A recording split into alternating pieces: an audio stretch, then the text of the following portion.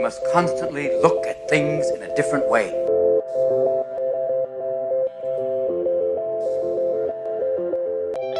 The Healthcare Education Transformation Podcast was created by two physical therapists out of the desire to learn more about the different educational roles in physical therapy and healthcare, and how healthcare education works by talking with educational leaders and people with different perspectives within physical therapy and across interdisciplinary lines on how education can be improved to disrupt the status quo of healthcare education.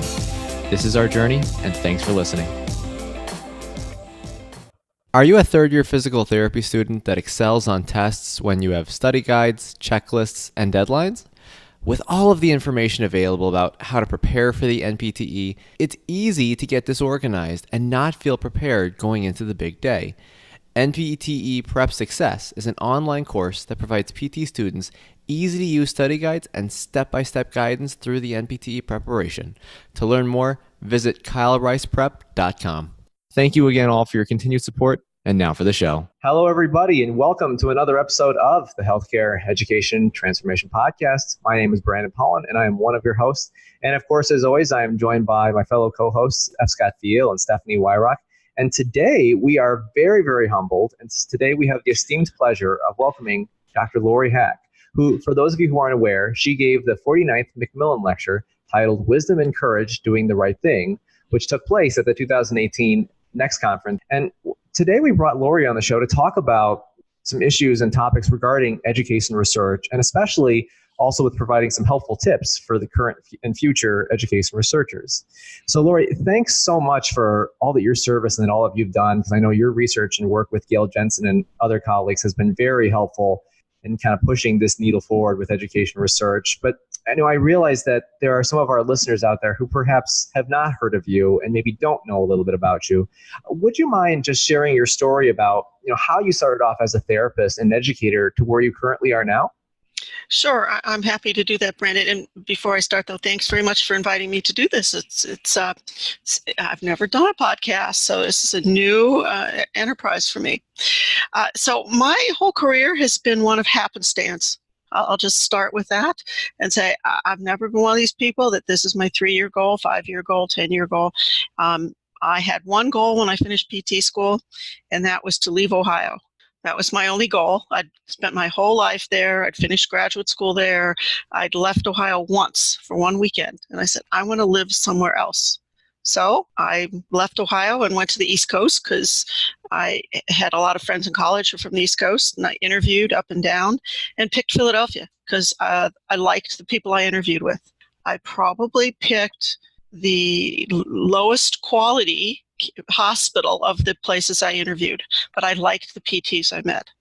So I got there and I got to this city hospital and learned very quickly that no matter how good the PTs were, no matter how much they helped me or mentored me, the structure of the hospital was so bad that the people who were being cared for there were never going to get good health care. There was so much poverty, so badly organized. So I said, okay, I've got to do something about this. I was young like you folks, and I said, I got to do something about this. And I went and got an MBA in healthcare at the Wharton School. I was in Philadelphia. I didn't know much about the Wharton School. It was the closest one. So I went over there and I interviewed and I got in. In order to earn some money while I was going to school, I asked if I could do laboratory teaching at the University of Pennsylvania. They had a PT program. So I started teaching part-time and going to school. By the time I finished my MBA, luckily for me, they had torn down that hospital. It was so bad. So I never felt any obligation to try to go back and save it. But I had learned how much I loved teaching. So I asked if I could stay on as a full-time faculty member, and I was hired, and I started immediately into my Ph.D. in education and went from there. Finished my Ph.D. at about the same month that Penn closed the program that I was teaching in. So then three of us who were in that same situation opened a practice. We ran the practice for about 10 years. We were just sort of it was doing education research and clinical care, big wide-based practice. And then one of my partners said, I don't want to do this anymore, and she quit, so we had to sell the practice. There I was, okay, I'm out of a job now, second time.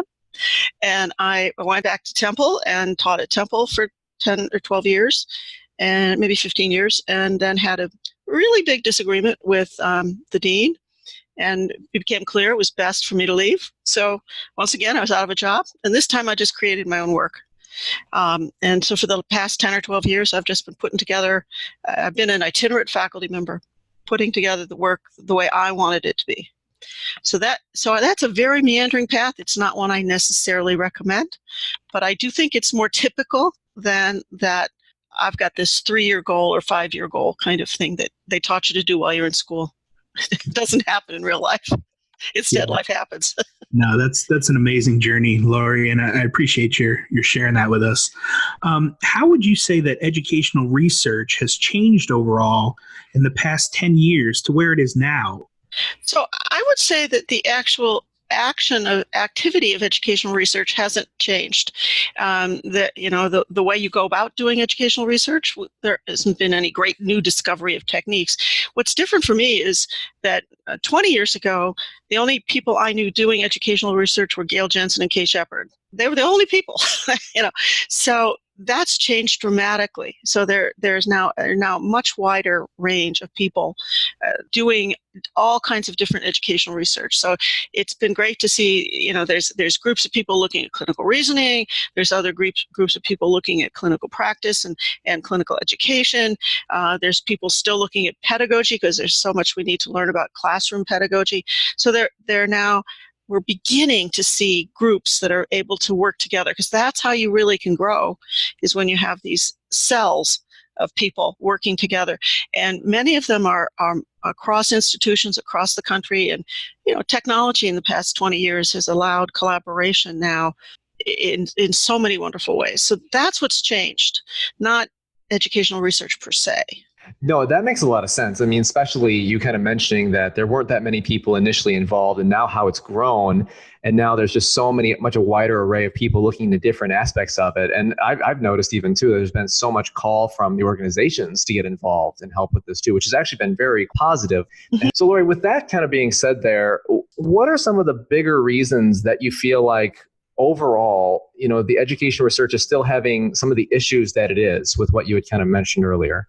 Well, I think there are several reasons why educational research, and this is not just physical therapy, this is educational research in general, it sort of lags behind some others. First off, there's no huge pot of money like the NIH pot of money. There's no big funding like that available for educational research. And only recently has there been reasonable pots of money for health services research. I think they're very closely aligned, health services research and educational research. And there just wasn't money. So we finally got some money, not nearly as much as NIH, but some money for health services research. But there still is very little money for educational research.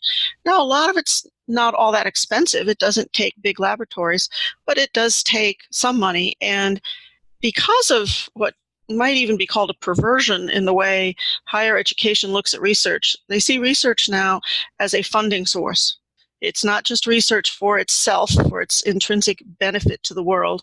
It's a funding source. And so they only care about research that's got big pots of money behind it.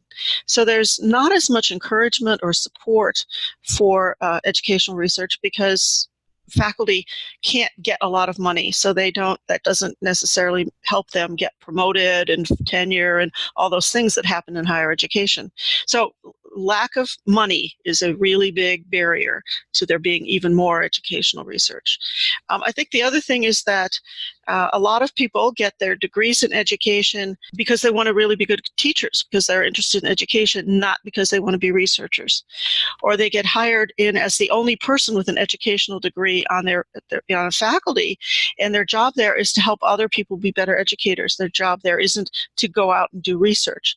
So again, there's just not this focus on educational research and sort of the credibility and the seeing it as a positive career. That's changing, and that's what's really good. So those barriers, though, are not just PT. They are true in all educational research. Yeah, Laurie, I have to agree with you as somebody who's going through an educational doctorate. That's why I originally got into it, was because I wanted to be a better teacher, and the didactic work helped me get there, and I love that. I'm so much better at curriculum development. I love that. The dissertation, on the other hand, is a different story. I can't say that I love that, and I don't know that I'm going to love research moving forward. So that's where my big question mark is still to this day. But you're right on with that. Well, many EDD programs don't even require a dissertation, so they're not about training researchers. Some are, but many aren't. And there really is something to this being trained as a researcher thing. So it really changes your mindset. So that's a barrier that we all need to work on. Absolutely. And Laurie, something that I'm curious about, because I've been hearing this from maybe a lot of other researchers, not just necessarily in physical therapy and education, is the issue with having to pay for access to journal articles. So running into paywalls. Is that something is that also a barrier that you guys think as well is contributing, or not so much in the education research realm? Since most of the people that I know who are interested in educational research are in academic settings, that is not a big barrier. APTA's access that you get as an APTA member through PT Now has a fair number of educational journals in it as well. So I don't know how big a problem that is. I don't face that problem because I can just go to the Temple resources and they're phenomenal. So I don't know. I hope not. I hope it's not a problem. Yeah, Laurie, you were actually the person who started the motion for creation of the Education Research Task Force. 2 questions on that. 1, why specifically did you start this motion? And 2, what other strategies to improve quantity and quality of education research have taken place since your original motion? Well, I think the reason I wanted to make the motion is that I recognized the section had, through doing very good programming, earned a lot of money and had saved a lot of money. They hadn't been spending it. They hadn't been profligate out there. So there was a good amount of money there. And I thought, we should put this to the use of the members. We should figure out what's best. And I thought personally that educational research was a way to spend it. There are other things we could have done. But when I wrote the motion, I was pretty clear. I thought there were a lot of ways we can improve educational research. So money to the foundation is certainly one. Looking at the academy, I will forever call it a section, but the academy is doing itself to support research. Looking at the journal, having been an editor of the Journal of Physical Therapy Education, I know it needed resources. So the motion said, look at all of this.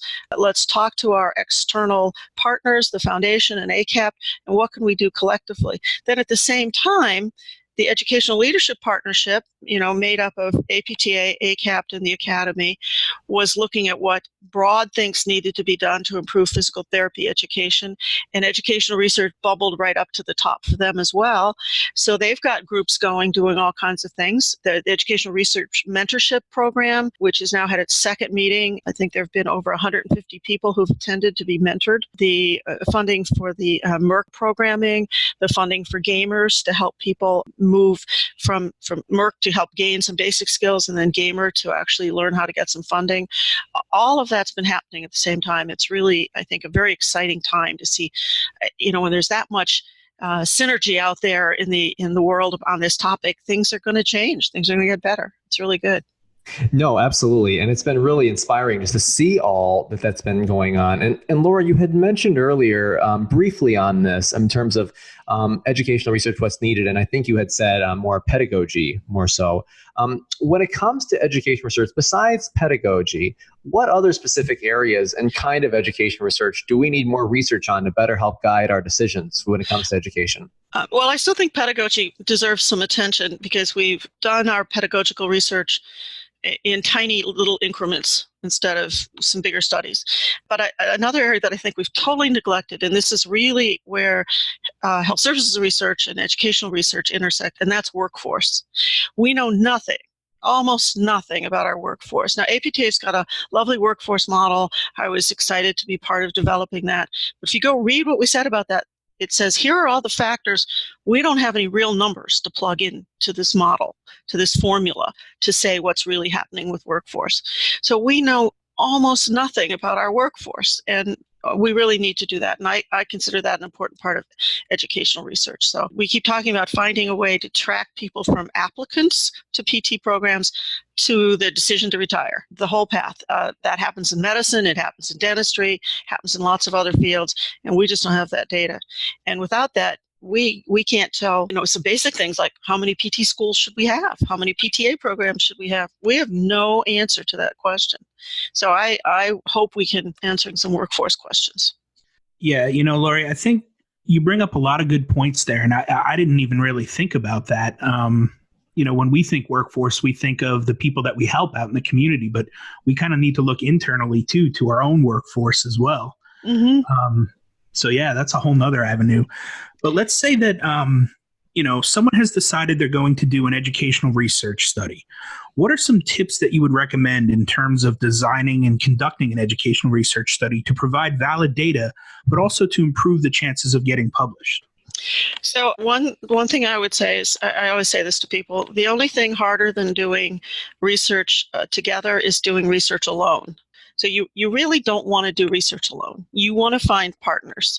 You want to find people to collaborate with who can help you develop your ideas and help do the work. But it's that idea development that's sitting alone in a room and banging your head on the wall is really not very productive. So finding partners and including in that group of partners some people who are mentors, who've done it before, and who can help point out the direction that's best to go, I think is a really important piece. The other thing I would say, and we said this a lot as editors of the journal, do multi-institutional work. We have way too many articles, for example, on what might have contributed to failure rate in the licensure exam at my school in this year. That's as close to useless information as I can think of. We need to know what contributes to failure rate for large numbers of people and looking across institutions, because otherwise it's like 3 this year and 2 the next year. It's just not enough people to learn anything important. So multi-institutional work, it allows us to compare teaching techniques. It's great for pedagogy. It's just really good for lots of things. And it really helps us get the N up if you're doing quantitative work. So those are the 2 things I would recommend. Find partners and use the multiple institutions of the partners to really do some great work. No, and that makes a lot of sense, Laurie. I'm going to ask kind of one follow-up to that. So let's say that there are some newer education researchers, or there are some people that perhaps want to get more involved with that. Apart from what you had mentioned, what are some other helpful resources that you would recommend that those education researchers consult when it comes to actually working on the research? Well, I mentioned the Educational Research Network, which is so far only met physically, but will within, I think, another month have a site, and it's going to be cross-linked between the Academy and ACAPT, and it's going to be a community interaction. So people will be able to go there and ask questions of specific mentors, but of the mentorship group as a whole. So that's going to be a really nice resource, I think. But I would say also then think about joining other groups. The AERA is wonderful. Go to an AERA meeting if you can. See the way they put together that research and the richness of the way that's done, because it really allows people to collaborate with each other in the room as they're presenting. It's not like our work where you stand up and you sit down. They really have lots of interaction. So go to those meetings, meet those people, find other groups like that are, if you're on a medical school campus, go find all the other people involved in looking at particularly professional education. It's all good, but we are about professional education, and it's a little different than other education. So find other people, even if they're not in PT. So what was the process like for preparing your McMillan Lecture? I went to it. I thought it was amazing. I just love hearing the McMillan Lecture because they're so incredibly inspiring. So tell me what it was like preparing for that and what advice you would give to future McMillan Lectures. Well, preparing for it, people told me they were nominating me, and I kind of laughed at them. I said, "Oh, you silly people, why are you wasting your time doing that?" And when I got the call from Sharon to tell me that I'd gotten it, I was driving and I nearly drove off the road. I was so shocked. So they tell you in March, but they don't announce it till June. So you have to keep it an absolute secret for like 3 or 4 months. So that was stressful, keeping it a secret. And then they announce it in June. And in August, you have to give them a title and a paragraph that they use in publishing, in promoting the talk. So I had to make up my mind pretty quickly, the general areas. So that was pretty stressful over the summer. And luckily for me, I had some friends over, 3 PTs and their husbands. And we had a wonderful talk about my talk. And they really helped me think of things and helped me hone some ideas, which got me to the point of the wisdom and courage combination that I ended up doing. And then, so that was in August, and I spent the next August through May agonizing over every word. That's the only way I can put it. I've never agonized so much over anything in my life. So, you write and then you rewrite and you rewrite and you rewrite, because it's just, you get this one chance at doing this thing. So it really was the hardest thing I've ever done. And as I've said to people who would write and congratulate me, I'd say it is both the biggest honor and the scariest thing that's ever happened to me, all wrapped up in one. I tried hard to use both, my career, everything I've learned over my career, as well as making sure I've read a lot of new things and tried to make sure I was getting things right. I didn't want to say anything that was incorrect. So I spent a lot of time going back to references, and it actually was harder to write than a dissertation, I will tell you, Scott. Scott's shaking his head. People can't see him. Yeah, it was harder. I can't even imagine. We've had other McMillan lecturers on, and they all kind of say the same thing. It's a year of terror. Yeah. Yeah, I'll never forget that. That was so funny when Gail Jensen first said this. Like, then you find out the news, and then you have a year of terror that starts. Yeah, and I will say, when I stood up there to give it, it was just plain fun, because it was done and the setup was so perfect. So I could, I looked like I'd memorized it, even though it was on a teleprompter at the back of the room. And I just had fun in that hour, So it was quite a roller coaster of emotions. Yeah, well, and you certainly did look pretty calm when you did. I was like, wow, she's actually being very calm with it. Well, it was fun. It was fun to do. It wasn't fun to prepare, but it was fun to deliver. Well, Laurie, your lecture titled Wisdom and Courage, Doing the Right Thing was really well received at the conference, and you did a great job bringing up some key issues and solutions to better our profession. For our listeners who have not heard the lecture, what are the highlight points and key takeaways that you mentioned in your lecture? Well, I'm happy to offer that, Scott. I will say, if people want to know more than this, I'll give a little plug. There's a lovely interview that Jason Bellamy did that he was really fun to work with, and that's up at APTA. And the video of the whole talk is going to be there by the end of the week, by the 1st of November at the latest. Awesome. And we can link that in the show notes for sure. That would be awesome. And they printed it in the October Journal. So it's also there. So if people want to hear more about it or read it, or I don't know who wants to go watch the whole hour, but maybe read the article. Those things are now out there for public consumption. So for those people who weren't there, it was this wisdom and courage. So sort of two parts. And in the wisdom piece, I primarily wanted to talk about is everything we've learned in the past 25 years or so about behavioral economics, about how we have these biases in our thinking, and that we are not rational human beings most of the time. Instead, we have these problems in our thinking, but we can learn to overcome them. And I borrowed heavily, of course, from all of the wonderful scholars who have worked in this area. And I always try to give credit. My husband is one of these scholars. So he was checking my facts on this the whole time. If people are interested in learning more about this, the best book I could recommend is Thinking Fast and Slow by Danny Kahneman, who got a Nobel Prize in behavioral economics, but he's a psychologist. This is not an economics book. It's just great reading. It's a New York Times bestseller, and so I really recommend that.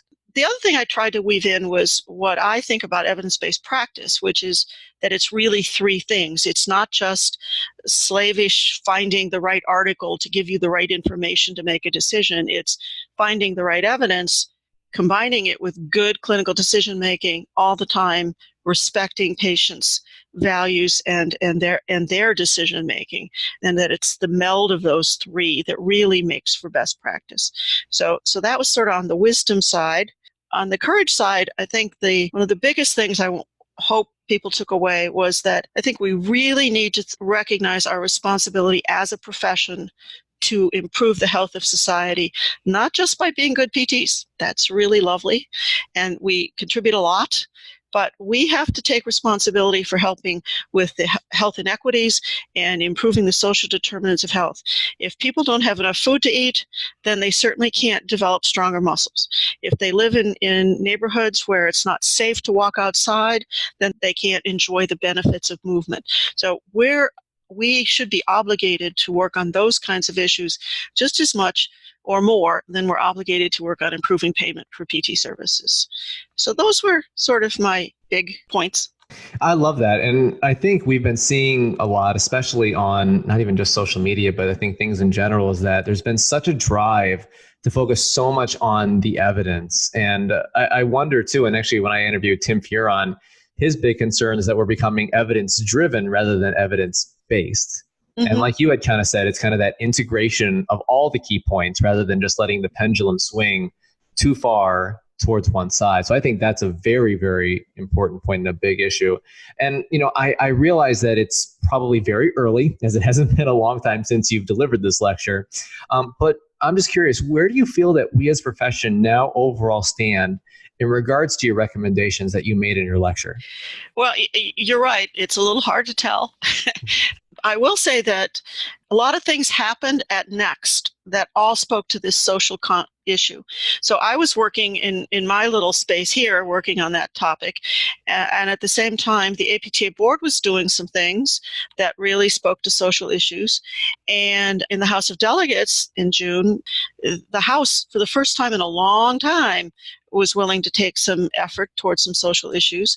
And Sharon Dunn, our president, gave a wonderful presidential address talking about the same obligation. So it's kind of like, all of these points of interest came together. So it's kind of like that educational research thing we talked about a few minutes ago. There seem to be a whole lot of people right now really interested in seeing the APTA as our professional association, but certainly all of physical therapy, recognize this obligation and then find ways to meet that obligation. So one example I'll give that I think was really exciting was we actually supported that the essential benefits list be maintained in the ACA. So this was in opposition to where current one political party is. We actually made a statement that was something that had some people who were for it or against it. It wasn't just about PT. It was, here's a package of essential benefits that everybody needs to be healthier. It isn't just to get better PT. And the board made a strong commitment to that in letters to Congress and to the White House and to Department of Health. So it was just wonderful to see that. So I hope my talk didn't initiate that because it all happened at one time, but I hope that it helped people see that this is the right thing to do and that we continue to do more of it. I think that it's really important that we are making more of these social stances. I am a frequenter of reading JAMA, and I know in JAMA, especially after a lot of these mass shootings have happened, there have been a ton of publications with JAMA coming out with statements on mass shootings and physicians coming out with statements on mass shootings. And I think that it's important that as healthcare professionals, we are involved, like you said, because population and health is really important. And some of these social issues are really important for us to initiate so that we can continue to improve the health of society. Mm-hmm. And I know throughout this entire conversation, Laurie, you've been talking about different aspects of physical therapy education that you would like to see improved or have changed throughout your years as a physical therapist. But we finish our interviews with this very specific question to everyone, and I'm interested to know how you would answer it. If you could change one aspect of healthcare education in physical therapy or another healthcare profession, which aspect would you change? And how would you change it? Yes, I got that question to think about. And I have to say, I'm not sure I have a specific thing. To me, what I would like to see is all educational programs move to a stronger emphasis on people practicing at the very top of their game.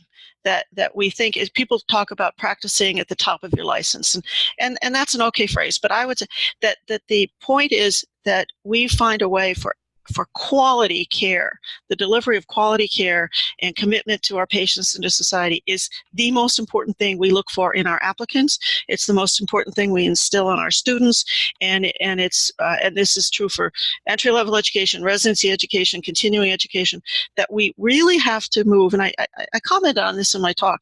We cannot allow as much mediocrity as we have. We're all real clear that's bad practice. We'll get rid of that bottom stuff that's bad practice. But we got a big range of mediocre practice, and we really need to we need to quit having mediocre education and mediocre practice, and we've got to move the bar up for everybody.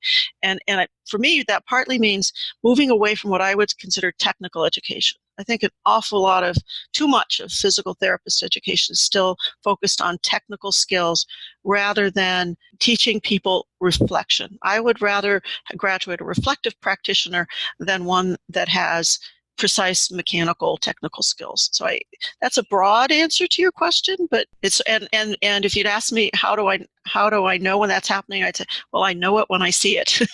So.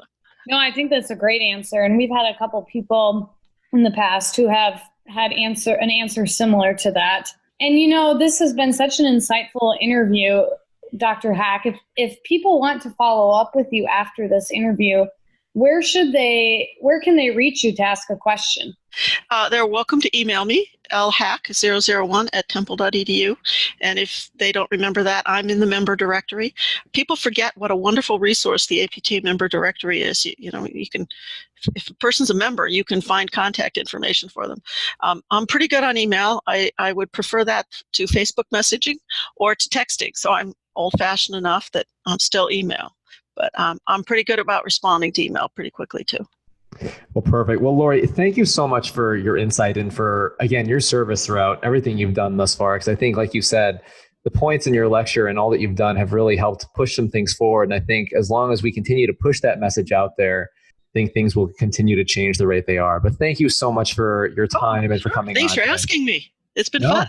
Access to healthcare is one of the largest issues facing both providers and patients, as millions of people worldwide lack timely and affordable access to healthcare. Anywhere Healthcare, a telehealth platform, is a simple, low-cost option for providers and patients that eliminates the barriers to access to all kinds of healthcare. To find out more, check out anywhere.healthcare, which is available in our show notes. And if you use the code HET in all caps when you email to sign up, you'll save 25% off the total cost. Thank you for attending class today, and we hope that you learned something and gained value from the content. If you'd like to schedule office hours with us, feel free to add us on Twitter at HET Podcast, on Instagram, HET Podcast, on Facebook, the Healthcare Education Transformation Podcast, and the homepage, healthcareeducationtransformationpodcast.com.